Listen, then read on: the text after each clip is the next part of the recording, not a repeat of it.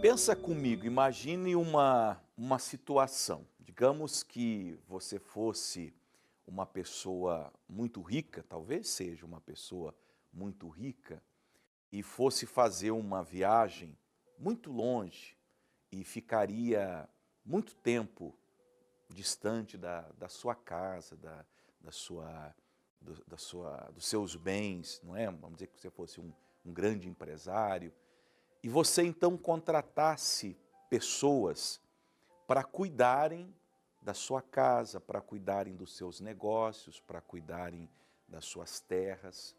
E antes dessa viagem, você reunisse todos esses funcionários, os chefes, os que fossem os dirigentes, e falasse com eles: olha, a minha casa está aqui, sob seus cuidados, aqui estão minhas contas, aqui estão os meus gastos, aqui estão os custos, aqui estão os meus hábitos. Eu estou indo para uma viagem, vou ficar um tempo fora do país, e eu quero que vocês façam exatamente assim. Você vai trabalhar desta maneira, você daquela outra maneira, você que vai cuidar da minha casa vai trabalhar assim, você que vai cuidar da minha empresa vai trabalhar assim. Ajustasse o salário dessas pessoas e fosse despreocupado, crendo na boa vontade, na competência, claro, e também que a sua vontade prevalecesse naquele contexto. Veja, é só uma conjectura. E aí você fosse, viajasse, sem muita preocupação, recebendo relatórios semanais ou relatórios mensais, e essas pessoas contratadas diriam: está tudo conforme nós combinamos, estamos todos trabalhando em conformidade com o que foi acertado, enfim. Aí você voltasse um tempo depois e descobrisse que tudo foi feito diferente do acordado. Que as pessoas que foram contratadas para fazer uma coisa fizeram outra. Que a sua casa já não estava mais do jeito que você havia deixado. Os móveis tinham sido mudados de lugar, a pintura tinha sido feita de outra maneira, a empresa, os negócios, as terras. Como você reagiria? No mínimo, você ia ficar muito irado, ia chamar todos e ia dizer: por que vocês fizeram assim? O nosso combinado não era que vocês cuidariam da minha casa e dos meus negócios do jeito que eu determinei, e eu não paguei vocês para fazerem aquilo que eu mandei? Você tomaria providências um tanto quanto drásticas, não é verdade? Agora, por que eu faço essa conjectura? Porque é isso que estão fazendo com a obra de Deus. Jesus, o Senhor da obra, o dono da casa, chamou os seus servos e disse: eu quero que a minha obra seja feita assim. E eu vou dizer isso, gente, olhem para mim, todos vocês, evangélicos ou não, vocês que são da fé cristã ou não, mas principalmente as pessoas que frequentam a igreja, as pessoas até da obra, pastores. Eu sei que os pastores de outras denominações, padres também, assistem o Paraná na Graça.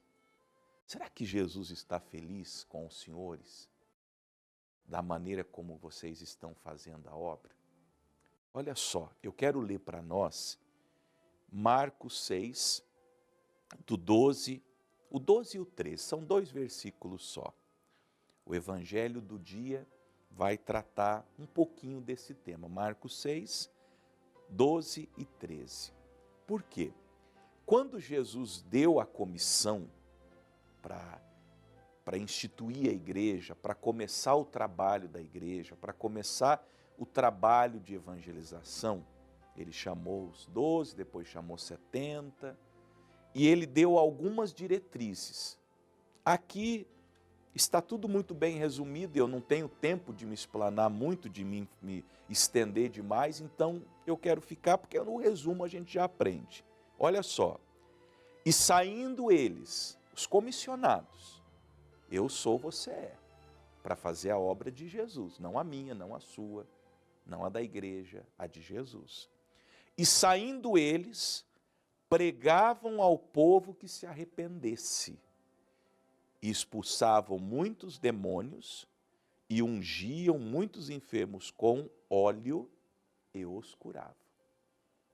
3 coisas essenciais, 3 coisas essenciais para toda pessoa, para toda instituição chamada igreja, denominação chamada igreja, com seus líderes, com seus pastores, com seus obreiros, presbíteros, diáconos, com seus membros fazerem.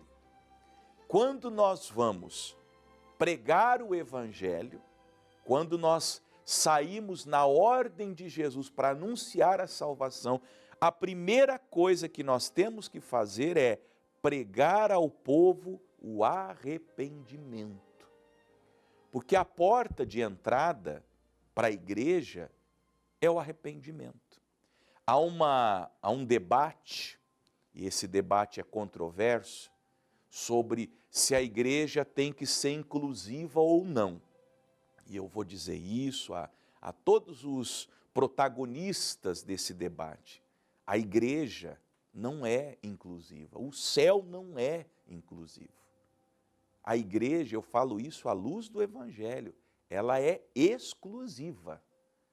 Ela é exclusiva, guardem isso no coração. Por que ela é exclusiva? Ela exclui quem não se arrepende. A igreja verdadeira, ela exclui. E se ela aceitar, Jesus diz que na volta dele, ele vai separar o joio do trigo. Vamos dizer, para não falar de nenhuma denominação, a igreja da graça. Quando Jesus voltar, ele vai fazer uma peneira. A palha ele vai jogar fora, ele vai ficar só com o trigo. As parábolas ensinam isso. Ele vai pegar o peixe ruim, vai jogar fora e vai ficar só com o peixe bom.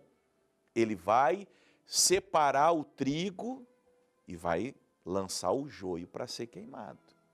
Então a igreja não é, nunca será inclusiva, o céu não é, nunca será inclusivo. Por isso que nós temos que, antes de chamar as pessoas para a igreja, e eu estou aqui falando para você que está entrando pelas portas da salvação, a primeira coisa que você tem que fazer é se arrepender. Pastor, mas eu não posso participar da sua igreja em pecado? Pode, mas aqui você vai chegar e vai ouvir uma palavra de arrependimento. E que você precisa se arrepender. Porque se você não se arrepender dos seus pecados, você vai perecer.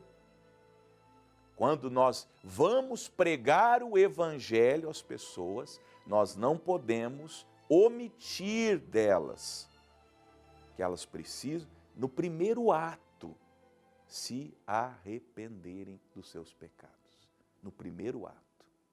Faz parte da obra. Pastor, mas tem muita gente na igreja em pecado. Pois é. Você lembra da parábola da grande ceia? O rei fez uma grande ceia, uma grande festa, e convidou os convivas. E aí, no meio da festa, ele saiu para cumprimentar. E a parábola de Jesus diz que havia um convidado que não trajava as vestes apropriadas. Aí o dono da festa, que é o próprio Deus, é uma ilustração, olhou para ele e falou: como que você entrou aqui na festa com essa roupa? Aí ele emudeceu. A parábola diz que o dono da festa mandou chamar a segurança da festa, amarraram aquele homem de mãos e pés e jogaram ele para fora do palácio, nas trevas exteriores. Então você pode até entrar, você pode até frequentar uma denominação, uma igreja, sem estar arrependido. Porque as vestes, elas são dadas quando a pessoa se arrepende. Lembra de Moisés? Quando Moisés é chamado por Deus, Deus diz para ele: Moisés, tira a sandália dos seus pés, porque a terra que você está é uma terra santa. A partir de agora, você não vai poder ser esse homem que você foi. Até a sua sandália tem que ser tirado. Era um símbolo da nova vida que Deus estava exigindo de Moisés para que ele fosse um profeta. Então, quando eu sou chamado ao evangelho, eu sou chamado pelo arrependimento. Por isso que Jesus falou para os apóstolos, olha, vocês vão pregar e vão dizer para as pessoas, se arrependam. Para elas entrarem na igreja, elas têm que se arrepender. Um ou outro pode estar na igreja sem se arrepender, talvez seja o teu caso. Mas você no céu não vai entrar, a não ser que você se arrependa. É assim que Jesus mandou fazer a obra. É assim que ele determinou antes dele ir e prometeu que vai voltar a segunda vez. A primeira coisa, preguem o arrependimento. Todos têm que se arrepender dos seus pecados. E quem não se arrepende, não vai entrar no céu. Depois, nós lemos no 13, que os discípulos expulsavam demônios. É um ministério, libertação é um ministério. Pastor, aqui na igreja que eu frequento, não tem libertação. Sim, olha, eu tenho respeito, eu vou dizer com muito cuidado, mas eu ficaria com o pé atrás. Eu ficaria com o pé atrás. Por que não tem libertação? Por que os demônios não são expulsos? Se os demônios estão aí, pelo mundo afora, causando sofrimentos e dores, alguma coisa errada. Ah, mas é que aqui na minha denominação não se tem fé para expulsar demônios, não se tem pastores capazes. Bom, na minha, até os membros são ensinados a expulsarem os demônios. E olha, a gente recebe dia ou outro aqui testemunhos de pessoas da igreja que frequentam, que não têm nenhum cargo, que quando a situação exige, fazem libertação.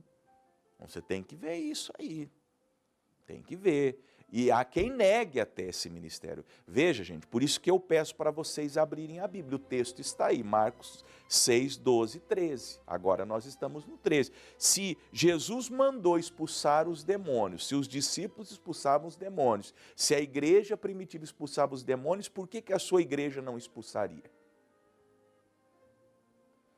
E terceiro, ungiam muitos enfermos com óleo e os curavam. Na obra de Jesus, que ele mandou a gente fazer, então vamos recapitular.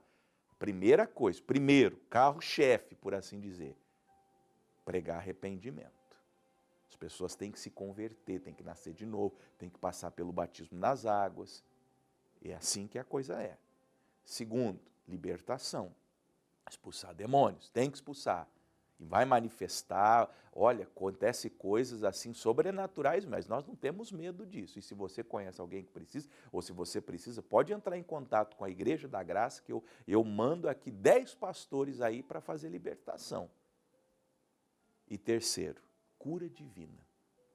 E nesse caso aqui, Jesus instruiu até que eles ungissem com óleo. O Tiago também, em Tiago 5,14, manda ungir com óleo. Então, quando alguém falar, essas igrejas que ungem as pessoas com óleo, eu unjo com óleo, porque Jesus mandou ungir com óleo.